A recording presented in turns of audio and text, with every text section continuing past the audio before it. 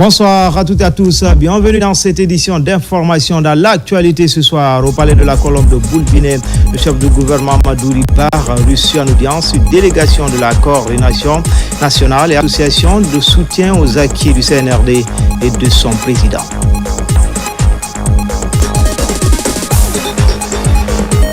À quelques jours du Hajj et du début du Hajj 2025 à la Mecque, une mission du secrétariat général des affaires religieuses est mise en ligne de mire et évaluer les installations destinées à accueillir les pèlerins guinéens, notamment les conditions d'hébergement.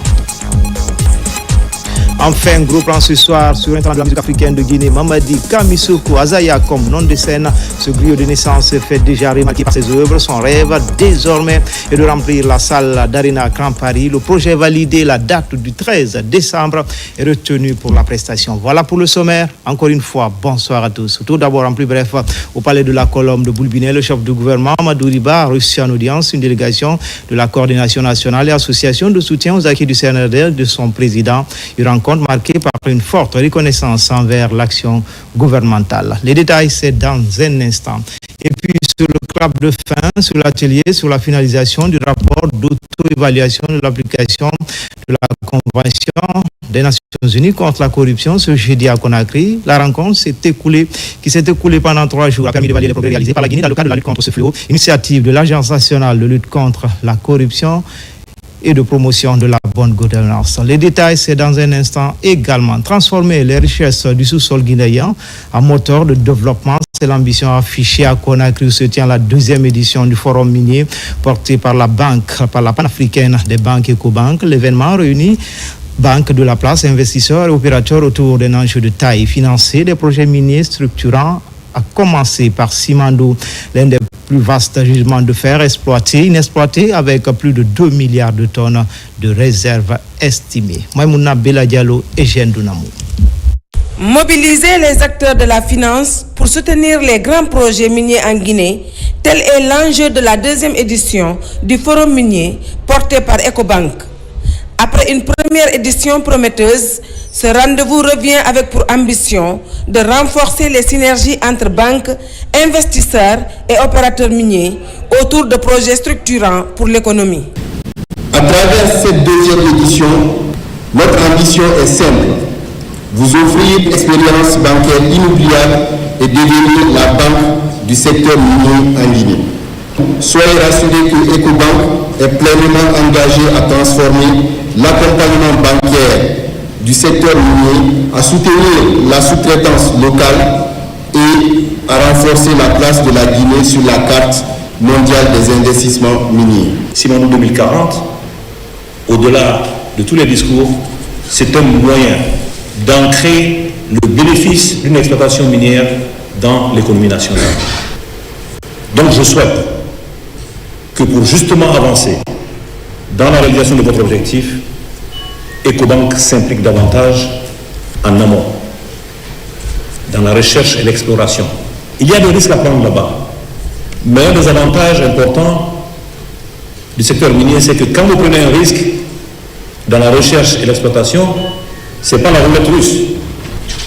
Il y a beaucoup de chances que vous aboutissiez à un projet concret. Au-delà de Simandou, le forum aborde des sujets clés: gouvernance du secteur minier, transparence, transition énergétique et intégration des PME locales. La volonté de notre président de la République n'est pas de faire fuir les investisseurs, l'utilisation de ces ressources minières. Son désir est plutôt d'inviter ceux qui sont sérieux, soucieux et respectueux du code minier, du code des douanes, du code des investissements et surtout des promesses contenues dans leurs conventions respectives. Ecobank, avec ses 28% de parts de marché sur un total de 28 banques, veut jouer un rôle de catalyseur. Avec plus de 250 participants, cette 2e édition s'impose comme une plateforme incontournable pour débattre des défis et opportunités d'un secteur vital pour l'avenir économique de la Guinée. Comme annoncé dans les titres au palais de la Colombe de Boulbinet, le chef du gouvernement, Madouri Ba, a reçu en audience une délégation de la coordination nationale et association de soutien aux acquis du CNRD et de son président général Mamadi Doumbouya, une rencontre marquée par une forte reconnaissance envers l'action gouvernementale. Ousmane Bangoura, Kabasouma, Ousmane Kobeli Kita. C'est une délégation composée essentiellement de femmes venues des 4 coins du pays. À leur tête, Keleti Doumbouya, coordinateur national de la coordination et de l'association de soutien aux acquis du CNRD. Reçu par le Premier ministre Amadou Ouriba, la délégation est venue saluer l'engagement constant du chef du gouvernement aux côtés des structures citoyennes qui accompagnent les actions du président de la République. Depuis plus de 10 mois, la coordination nationale est engagée dans un vaste programme d'orientation politique, de mobilisation et de sensibilisation citoyenne pour un soutien indéfectible aux acquis du CNRD, du gouvernement et de son président, le général Mamadi Doumbouya. En vue de mettre en place sur toute l'étendue du territoire national et international une base solide électorale pour la validation de la nouvelle constitution lors des élections référendaires prévues le 21 septembre 2025. La délégation a également exprimé sa reconnaissance pour les efforts en faveur de l'inclusion, de la paix et de la cohésion sociale. À travers leur présence, ces femmes leaders entendent témoigner de leur adhésion aux réformes entreprises dans le pays. Et vous, qui êtes au niveau de la coordination nationale, surtout les femmes, vous faites les porte-à-porte. Rencontrer des gens, discuter avec eux, les convaincre. Parfois, ce n'est pas facile. Ça demande un don de soi. Et c'est la raison pour laquelle, lorsqu'on a échangé, j'ai dit vraiment, j'adhère à cette façon de faire parce que je considère que lorsqu'on fait de la politique, c'est pour pratiquement toute la vie. Ce n'est pas pour un moment, mais chaque jour, tu fais ce que tu as à faire pour aboutir aux objectifs que tu t'assignes. Et ce qui est heureux aujourd'hui, la coordination nationale, vous êtes représentés un peu partout à travers le pays. Et vous êtes respectés. Vous n'avez pas fait de bruit, entre guillemets, bruit. Mais ce que vous êtes en train de faire est en train d'irriguer la société.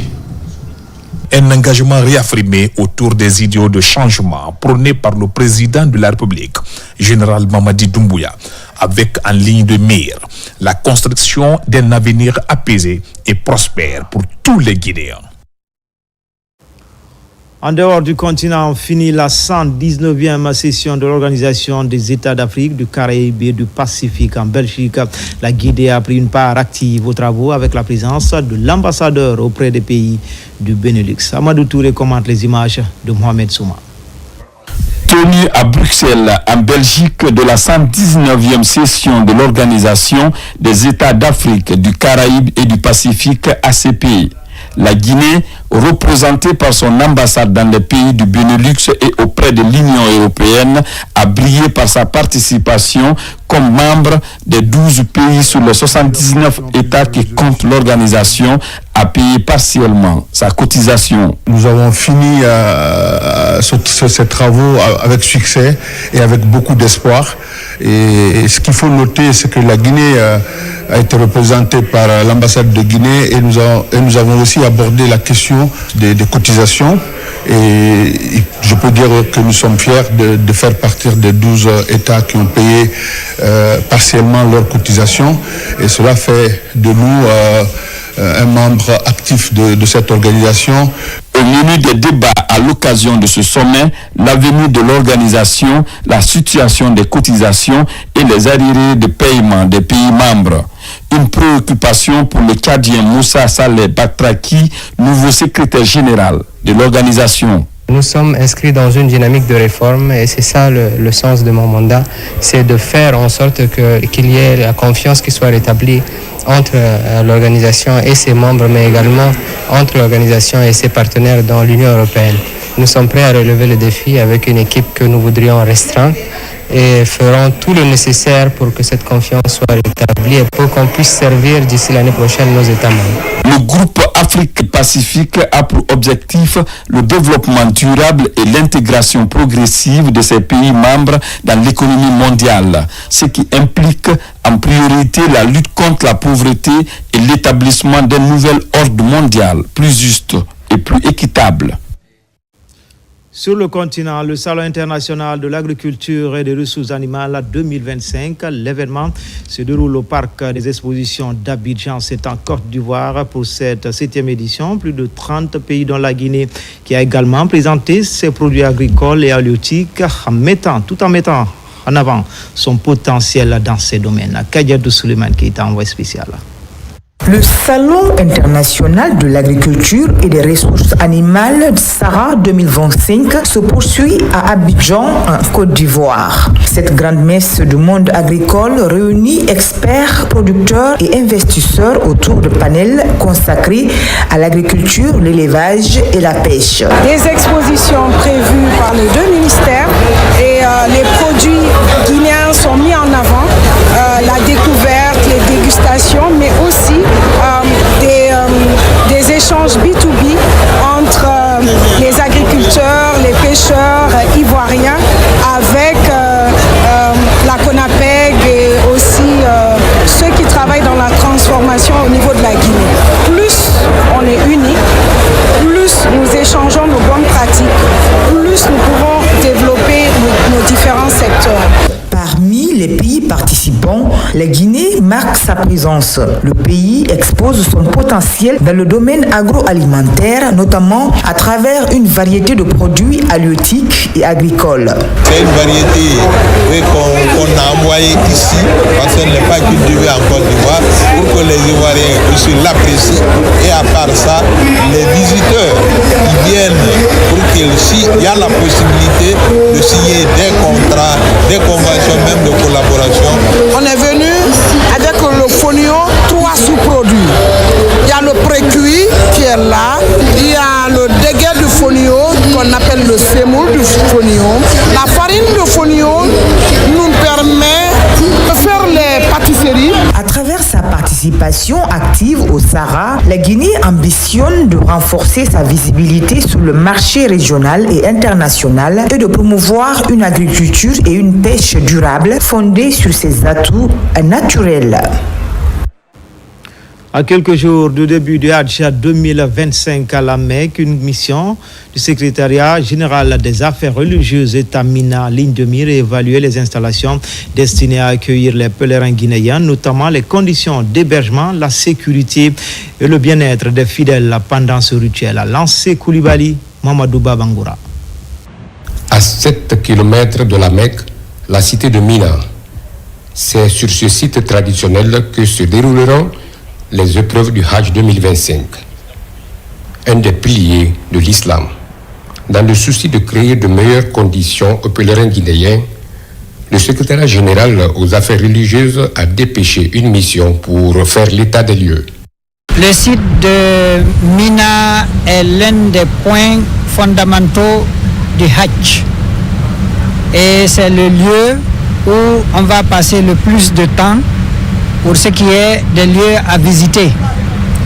D'où l'importance d'avoir un lieu approprié, adéquat pour abriter les pèlerins guinéens. Les tentes sont hermétiquement fermées et avec des contreplaqués. Ça déjà, c'est un signe pour la conservation de l'humidité qu'il doit avoir à l'intérieur des tentes pour assurer vraiment le bien-être aux pèlerins. Ça c'est un. Deuxièmement, avant on avait des ventilateurs qui peuvent charrier vers les pèlerins de l'humidité, de la chaleur, de la poussière, ce qui fait que généralement les gens étaient tout le temps arrimés dès l'arrivée à Midan. Ce sont des climatiseurs, c'est des climatiseurs. Vous ne pouvez pas aujourd'hui faire la différence entre les tentes qui abritent les pèlerins guinéens et les VIP. Ils seront au total 10 100 pèlerins, aussi bien du côté de la Ligue islamique que des agences privées, à occuper cet espace pendant 3 jours. Tirant les leçons des éditions précédentes, les autorités guinéennes n'ont pas lésiné sur les moyens pour conférer à ce Hajj un cachet particulier, notamment avec la mise en place des différentes commissions à cet effet. La santé est un pilier fondamental de la réussite de ce Hajj. C'est dans ce cadre qu'une équipe médicale a été constituée. Cette équipe est composée de 40 agents de santé. Vous avez des médecins, vous avez des pharmaciens, vous avez des infirmiers, vous avez des techniciens de laboratoire. Cette équipe est repartie d'abord au départ. Chaque convoi est accompagné par une équipe de 2 ou 3 médecins. Et une fois sur place, comme on est à Maka, au niveau de chaque hôtel, il y a une équipe. Et ces équipes tournent toutes les 6 heures. C'est-à-dire qu'il y a un service qui est continu 24 heures sur 24. Les pathologies, on en rencontre bien sûr. Il y a 2 types de pathologies. Il y a ceux qui sont venus avec déjà des maladies qui sont connues. Il s'agit des gens qui ont de l'hypertension, qui ont du diabète. Là, c'est des personnes qui sont là, qui sont suivies et qui font régulièrement des contrôles au niveau de ces points de consultation. Et d'autre part, il y a des maladies qu'on attrape ici. C'est souvent le rhume, c'est souvent les diarrhées, les vomissements et puis les douleurs, surtout après les tawaf et autres. Pour l'heure, la plupart des pèlerins guinéens ont déjà rallié les lieux saints de l'islam. Et puis le président du Conseil national de la transition CNT convie l'ensemble des honorables conseillers nationaux à une plénière ce vendredi 30 mai 2025 à 15h à l'hémicycle du Palais du Peuple. L'ordre du jour de cette plénière porte sur l'examen et la délibération des textes de loi ci-après.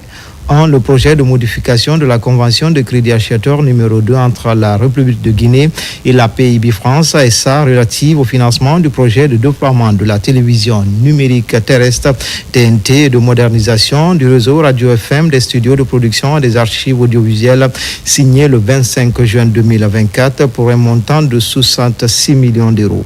2. Le projet de loi portant code de la pêche maritime. Sont conviés à prendre part à cette plénière les membres du Conseil national du Rassemblement pour le développement CNRD, le Premier ministre, chef de gouvernement, les présidents des institutions républicaines, le conseiller du président de la République chargé des relations avec les institutions républicaines, le ministre des Affaires étrangères, de l'intégration africaine et des Guinéens établis à l'étranger, le ministre du Plan et de la Coopération internationale, le ministre de l'Économie et des Finances, le ministre du Budget, le ministre de l'Information et de la Communication, la ministre de la Pêche et de l'Économie maritime, Madame la gouverneure de la ville de Conakry, les chefs des missions diplomatiques, consulaires et organisations internationales accréditées en République de Guinée, les présidents des délégations spéciales des communes de Conakry, le directeur général de l'autorité de régulation des marchés publics, l'administrateur général de l'administration et contrôle des grands projets, le secrétaire exécutif de l'Agence nationale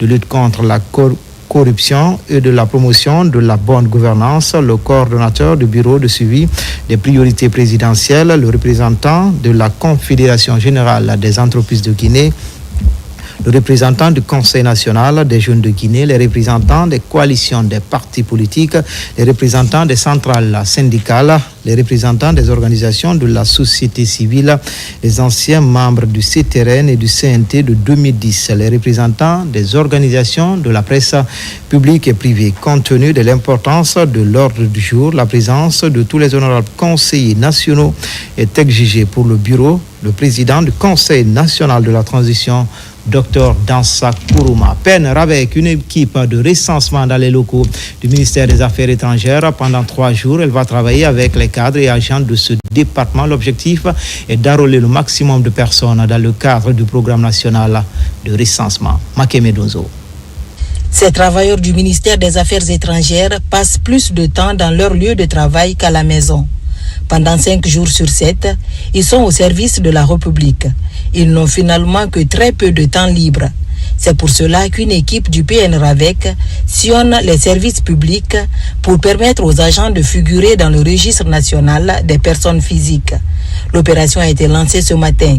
Elle va durer 3 jours. Nous sommes aujourd'hui au ministère des Affaires étrangères, de l'intégration africaine et des Guinéens établis à l'étranger, dans le cadre justement du recensement biométrique et de la rotation qui a été mise en place par Monsieur le ministre de l'Administration du Territoire et de la Décentralisation. Cette rotation donc nous conduit ce matin ici pour recenser et enrôler tous les personnels de ce ministère, qui est un ministère régalien, et en même temps que l'opération dupliquée au niveau de nos consulats et de nos ambassades, dans lesquels les kits sont arrivés et les missionnaires sont également en place. Donc aujourd'hui, nous allons procéder au recensement de tout le personnel du ministère des Affaires étrangères qui n'ont pas déjà accompli ce devoir dans les quartiers, en même temps que leurs familles. En lançant l'opération ce matin, le chef de la diplomatie guinéenne a rappelé au personnel toute l'importance de ce programme pour le développement du pays. PNRAVEC, c'est une opération exceptionnelle qui permet à la Guinée de se connaître elle-même dans sa diversité. Et j'aime souvent le dire, quand on pose la question à 20 Guinéens sur la population guinéenne, vous avez 20 réponses différentes. C'est pourquoi le président de la République, au-delà des échéances électorales, qui sont certes importantes, mais au-delà de cela, nous devons savoir qui nous sommes en Guinée. Et cette opération est en train de nous le démontrer, de le faire. C'est pourquoi je suis très ravi de voir qu'il y a un engouement ici, dans notre département des affaires étrangères, de l'intégration africaine et des Guinéens établis à l'étranger. Plusieurs dizaines de travailleurs ont pu être recensés au compte de cette première journée. Les personnes déjà enrôlées dans leur quartier sont exemptées de cette opération.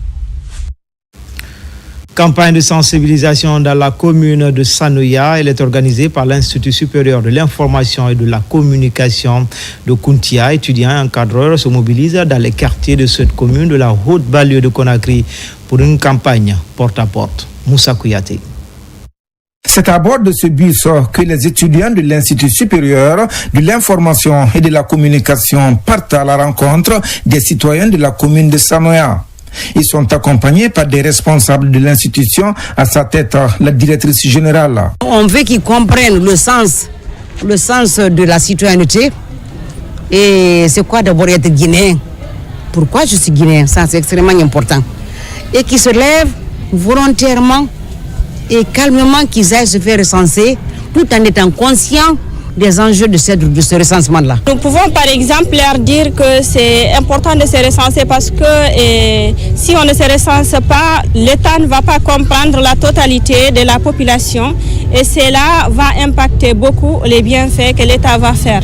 Au-delà de la formation scientifique, l'ISIC de Kountia participe à la réussite des opérations de recensement entamées le 15 avril dernier. Plusieurs quartiers de cette nouvelle commune ont été sillonnés par la délégation. Une satisfaction pour les autorités communales. Donc nous sommes vraiment ravis de leur accompagnement, de leur présence ici. Nous leur encourageons pour ce genre de travail et nous leur exhortons aussi à faire beaucoup de sensibilisation dans d'autres aussi programmes qui à venir. On rencontre assez de difficultés parce que les moyens sont limités. Nos quartiers, chaque quartier n'a que 2 kits de recensement et ce sont ces kits-là qui font des navettes au niveau des différents secteurs. Il y a de ces quartiers qui ont 4 à 5 secteurs. Ces jeunes étudiants en communication et journalisme vont apporter un plus sur le terrain dans le cadre des opérations de sensibilisation auprès des populations pour le recensement en cours.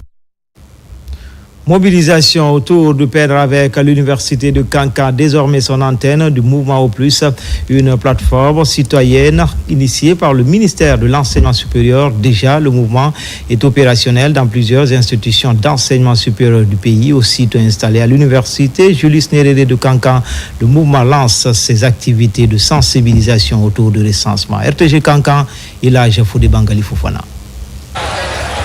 Ici, à l'université Julius Nyerere de Kankan, l'antenne du mouvement Au Plus ou Au Positif procède au lancement de ses activités. Le premier objectif que cette antenne de l'université de Kankan s'est fixé est d'entamer dans toutes les préfectures de la région une campagne de sensibilisation et d'éducation des citoyens autour du programme national de recensement administratif à vocation d'état civil. Ici, nous sommes à l'université de Kankan. Nous allons aujourd'hui entamer les travaux pour le recensement de la population. Notre problème essentiel, c'est comment est-ce que toute la population peut être recensée. Je déclare donc ouvert le processus de recensement à partir de l'Université de Kankan. Déterminé à joindre l'acte à la parole, voici le mouvement au plus sur le terrain. La commune rurale de Karfamoria, les districts de Fossé, Kiankana, Bankalan et la commune rurale de Batenafagui sur l'axe Kankan-Sigiri ont été les premières communautés à recevoir la visite de l'équipe de campagne du mouvement pour ces activités. C'est pour la sensibilisation, commencer la sensibilisation de la population, même les étudiants de tout le monde, pour qu'ils viennent se faire recenser. Car le recensement, c'est un outil essentiel pour le développement de notre nation.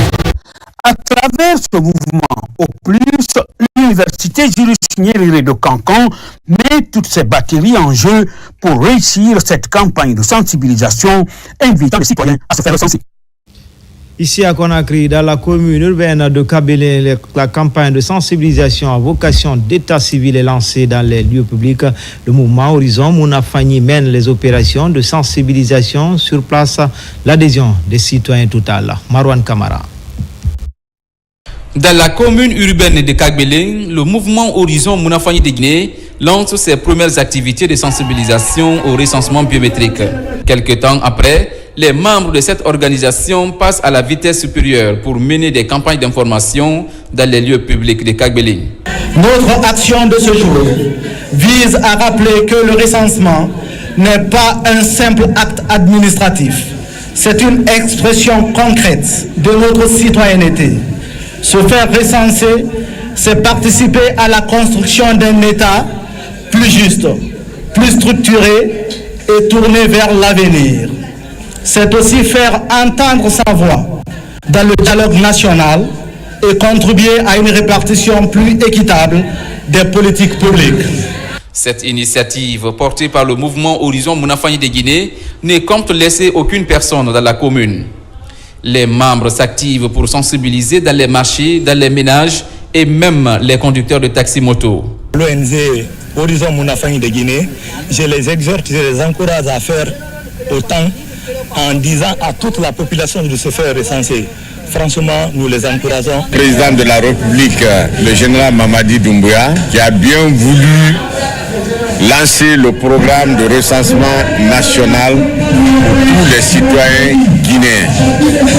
Donc si ce mouvement aujourd'hui est créé par vous et que vous nous aidez dans la sensibilisation à travers la population, ça ne ferait que nous aller droit au cœur. Cet engagement citoyen vient soutenir les autorités en place dans ces actions de développement entreprises pour la Guinée et pour les Guinéens.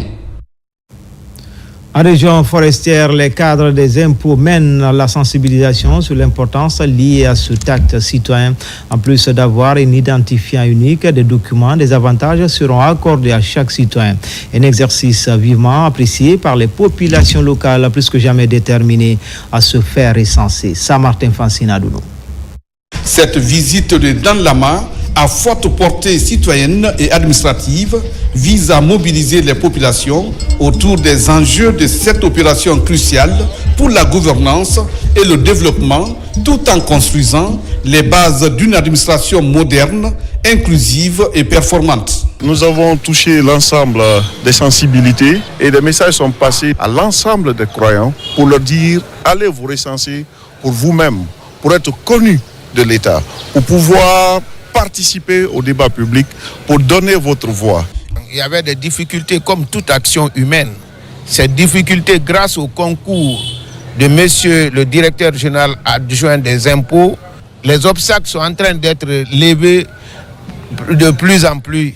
Comme pour dire à Zérékoré, il y a une symbiose qui permettra rapidement à cette population d'atteindre les objectifs que nous nous sommes fixés. Dans un esprit d'inclusion et de dialogue interreligieux, le directeur général adjoint des impôts a également rendu visite aux responsables religieux de la ville. Il s'est d'abord entretenu avec les imams de la grande mosquée de Zérékoré avant de rencontrer le clergé catholique à la cathédrale Sacré-Cœur. C'est une nécessité. Chaque population doit se faire recenser. Chaque homme, chaque femme doit se faire recenser, comme il précise, à partir de 10 ans. Pourquoi pas? Et les prêtres que nous sommes, dans nos prêches, dans nos églises, on essaie aussi de sensibiliser. Le message que j'ai, c'est d'inviter tous les fidèles musulmans des différentes mosquées de la commune urbaine et de la préfecture de Zérékoré de se déployer, de s'impliquer pour la sensibilisation en faveur de ce recensement. Dans Lama, directeur général adjoint des impôts, venu renforcer les efforts des autorités administratives de Zérékoré, a visité un centre d'enrôlement où il a échangé avec les agents recenseurs et quelques citoyens venus se faire enregistrer. À présent, ce décret 2/2025-0077 PRG CNRD SGG porte en nomination de haut cadre à la présidence de la République. Le président de la République, vu la charte de la transition, décrète article 1er, les hauts cadres dont les prénoms suivent sont nommés dans les fonctions ci-après. Directrice générale du patrimoine bâti public, Madame Swadou Baldé, contrôleur financier. Directrice générale adjointe du patrimoine bâti public, Madame Nafissa Toussissé, spécialiste en communication. Article 2, le présent décret qui abroge toute disposition antérieure contraire prend effet à compter de sa date de signature et sera enregistré, publié au journal officiel de la République. Conakry le 29 mai 2025, général Mamadi Doumbouya. Dans le reste de l'actualité, 900 kits alimentaires, c'est un don des Émirats arabes unis aux victimes de la récente catastrophe naturelle de Fria, composée d'huile, de farine, de riz et autres denrées de large consommation. Cette action humanitaire est le fruit de la bonne coopération entre la Guinée et ce pays de la péninsule arabique grâce au leadership du chef de l'État. L'opération est pilotée par l'Agence nationale de gestion des urgences et catastrophes humanitaires. Amadou Touré. Comme réponse humanitaire face au drame de Fria, le gouvernement, grâce à la coopération avec les Émirats arabes unis, apporte 900 kits alimentaires composés de farine, du riz, de l'huile et autres denrées destinés aux 805 ménages sinistrés recensés par l'Agence nationale de gestion des urgences et catastrophes humanitaires, ANGUSH. Le gouvernement guinéen est là et au chevet vraiment des populations et au chevet des sinistrés. Nous avons été mandatés par notre ministre de venir prendre toutes les dispositions nécessaires pour vraiment appuyer les sinistrés. Donc ça, ce n'est qu'une partie de ce qui est fait. Et l'État aussi est toujours en train de mobiliser d'autres choses que nous allons aussi envoyer, donner à ces populations. Je suis très heureux de me retrouver parmi vous pour partager ce moment inoubliable avec vous. Je me fais le devoir de vous transmettre les félicitations de l'État des Émirats arabes unis. Aussitôt que nous avons appris la mauvaise nouvelle de la tornade qui est intervenue récemment dans la ville de Fria, nous nous sommes souciés d'une intervention rapide et prompte pour venir exprimer la compassion des autorités compétentes de l'État des Émirats arabes unis envers les populations de Fria. Ce don proactif du gouvernement émirati a été facilité grâce au leadership du président de la République générale d'armée Mamadi Doumbouya, que les autorités de Fria ont au nom des populations salué, ainsi que la représentation diplomatique des Émirats arabes unis en Guinée. C'est l'ambassadeur des Émirats arabes unis qui est venu offrir un don aux sinistrés. Ça nous va droit au cœur. Depuis les premières heures, nous sommes assistés, nous sommes accompagnés, nous sommes aidés par le gouvernement guinéen en sa tête, le chef de l'État, chef suprême des armées, le général d'armée Mamadi Doumbouya. Ces opérations, depuis le lendemain de ces drames, ont été planifiées et exécutées par l'Agence nationale de gestion des urgences et catastrophes humanitaires ANGUSH en tant qu'institution du gouvernement guinéen spécialisée dans la planification et l'exécution des réponses humanitaires appropriées face aux catastrophes naturelles. À Koya, le développement local prend un nouvel élan avec le lancement des travaux de construction du nouveau bloc administratif, un projet qui va contribuer à changer le paysage architectural de la ville de Koya. Manguidan Toumassouma. Dans la préfecture de Koya, l'histoire retiendra que depuis son existence, c'est le CNRD, grâce à la vision de son président, le chef de l'État, général Mamadi Doumbouya, qui a jugé doter cette localité d'un bloc administratif digne de nom. Koya avait soif de ce bloc. Seulement l'avènement du CNRD au pouvoir, à la tête de général Mamadi Doumbouya, parce que lui, s'il promet, il réalise. Koya, comme beaucoup de préfectures maintenant, bénéficient des blocs administratifs pour mettre les administrateurs territoriaux dans les meilleures conditions de travail. La réalisation de l'édifice est confiée à la compagnie d'ingénierie et des travaux. C'est un projet qui est composé d'un bloc administratif, un bâtiment principal R+1. Vu le dénivellement du terrain, on sera obligé de serrer un sous-sol qui va servir d'archive. Et il y a un poste de garde qui va servir pour la gendarmerie. Il y a un bloc de toilettes de 6 cabines et un espace à aménager qui aura un parking ouvert et couvert et avec les verdures aussi. Et un espace couvert de dallettes autobloquants. C'est un projet de 8 mois. À partir de maintenant, le compte à rebours a commencé. Il s'agit pour nous d'aller avec précision et avec toute la qualité qu'il faut pour que, au bout du délai exécuté, nous puissions voir jaillir de cette terre un bâtiment qui va abriter les administrateurs territoriaux et tous les services administratifs de Koya pour leur permettre de servir encore mieux les populations de cette préfecture. Cette pose, la première pierre du bloc administratif de la préfecture de Koya, est sans doute l'expression de la volonté du chef de l'État et sa détermination à offrir les meilleures conditions de travail et de vie à chaque citoyen guinéen, quelle que soit la localité.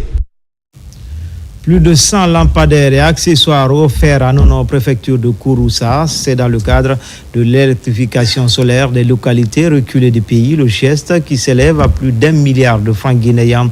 L'œuvre d'un fils du terroir, Ousmane Savané, c'est son nom. Il entend ainsi participer au développement de sa localité. Mohamed Lamine Kamara. La refondation de l'État promise par le CNRD se matérialise progressivement à travers la réalisation d'infrastructures routières, des édifices d'intérêt public et surtout la régularité de l'électricité pour tous.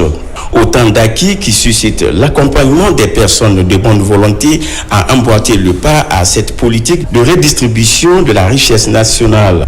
D'où cette remise de 100 lampadaires solaires avec accessoires destinés au district de Nono-Oulada dans la préfecture de Kouroussa pour un coût global de plus d'1 milliard de francs guinéens. C'est un geste d'un fils ressortissant de la localité. On a donné ça au village comme cadeau pour qu'on puisse aider à développer notre communauté. Et c'est une façon d'encourager les jeunes entrepreneurs pour aider nous à développer notre communauté. On ne peut pas tout laisser avec le gouvernement, ce que nous aussi on peut faire. On va faire ça. Aujourd'hui, à Nono-Oulada, plusieurs actions de développement local sont visibles. Des infrastructures sociales de base sont construites ou encore en cours de réalisation. Ce don de panneaux voltaïques vient ainsi renforcer l'élan de progrès amorcé par l'association des ressortissants de ce district. Avec un don de 100 000 poteaux voltaïques d'une valeur de 1,5 milliard. Donc je pense que ce don consiste à électrifier notre village. Il a tout pris en charge des panneaux voltaïques, de l'installation des poteaux qui vont supporter ces panneaux, c'est-à-dire les piédestals, le transport, la main-d'œuvre et une équipe d'entretien qui va être constituée lors de la fête de Tabaski pour assurer la pérennisation et l'utilisation à bon escient de ces dons. Situé à 80 km du chef-lieu de Kouroussa, le district de Nono-Oulada, à travers ses fils et filles, est à ce jour dans une dynamique de transformation en termes d'infrastructures de base. C'est le cas de ce centre de santé qui sera bientôt inauguré et la construction d'un bloc administratif est aussi en vue. Toujours dans la région et dans le but de faciliter l'accès à l'eau potable dans les concessions scolaires de Dabola, la Fédération d'Enkadi et son partenaire Child Fund procèdent à la remise officielle de 3 fourrages à certaines écoles primaires du centre urbain de Dabola. Ils ont été fourrés pour améliorer les conditions d'études dans ces établissements. Silati Kourouma, Marwan Kamara. Fini les calvaires liés à la quête de l'eau potable dans les écoles primaires de Tenkiso, Hermakono et Ketaya dans la préfecture de Dabola. Ces établissements scolaires viennent de bénéficier des forages. Ils sont offerts par l'ONG d'Enkadi à travers son partenaire Chaifon. Ces forages pourraient faciliter l'accès à l'eau potable dans ces écoles pour les élèves et pour les communautés environnantes. La fédération, avec l'appui financier et technique de son partenaire Child Fund Guinée, a rédigé un projet de forage dans les établissements scolaires. Ce projet permet aussi de faire la promotion des règles d'hygiène dans les différents établissements scolaires dotés en eau potable. La fédération a fait beaucoup de choses pour l'éducation. Il arrive même à payer les enseignants de CEC, c'est-à-dire les centres d'encadrement communautaire. Ils donnent des vélos. Ils subventionnent même pour la révision des candidats. Donc s'ils nous donnent des forages, c'est un de plus. Nous les remercions. À travers ce geste humanitaire, l'ONG d'Enkadi et son partenaire redonnent le sourire aux élèves et encadreurs à travers une source d'eau potable propre et durable. Nous remercions au plus haut niveau Child Fund pour ces efforts inlassables. Nous savons que l'eau, c'est l'hygiène, l'eau, c'est la vie. Nos enfants seront à l'abri des maladies parce qu'ils en feront bon usage. Nous, élèves de Tenkiso, par ma voix, sommes très fiers car l'eau, c'est la vie. La réalisation de ces forages va contribuer à la réduction des risques de maladies hydriques et améliorer la santé des élèves pour leur bien-être. Enfin, un gros plan ce soir sur un talent de la musique africaine de Guinée, Mamadi Kamisoko Azaya comme nom de scène.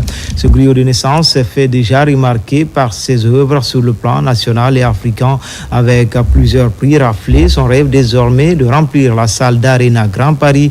Le projet validé la date du 13 décembre est retenu pour la prestation dans la capitale française. Le portrait d'un artiste à la conquête du monde, c'est dans ce reportage grand format signé Makeme Donzo.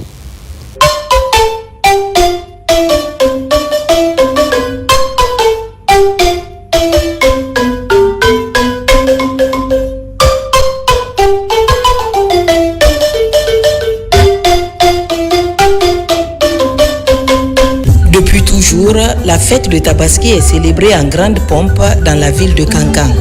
Mais cette année, avec la chanson fétiche de la danse des Manikamori appelée Mamaya, remixée par le messie de la musique guinéenne Mamadi Azaya, incite encore plus les admirateurs de la Mamaya de Kankan.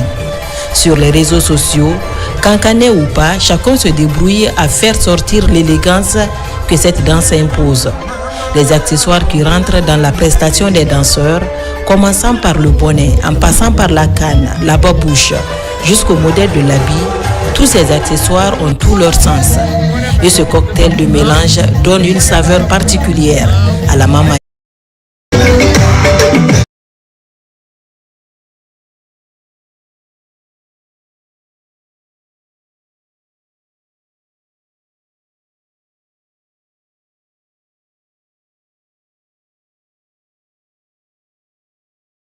Est une année de défi pour Azaya.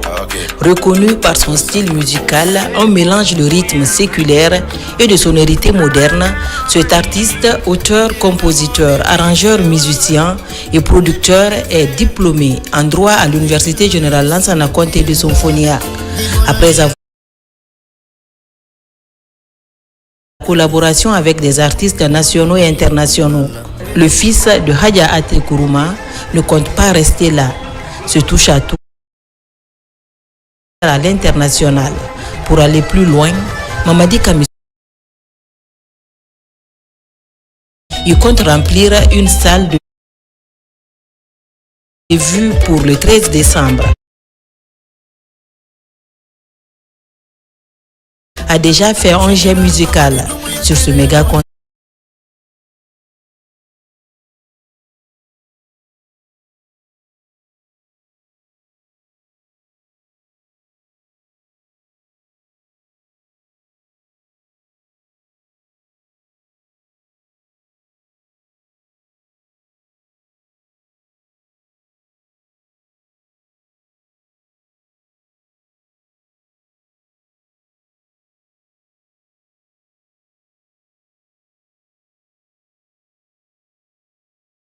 Le surnom de son père, qui faisait partie des musiciens polyvalents les plus réclamés par les mélomanes de l'orchestre de Morikanté à Abidjan et le groupe standard de Petit Condé.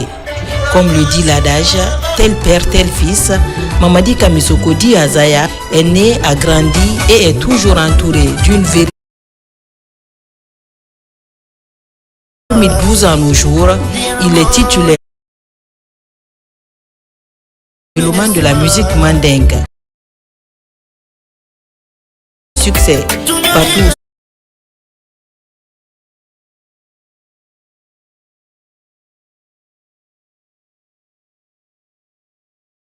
C'était tout pour ce soir. L'actualité se poursuit sur le www.rtgguinée.info.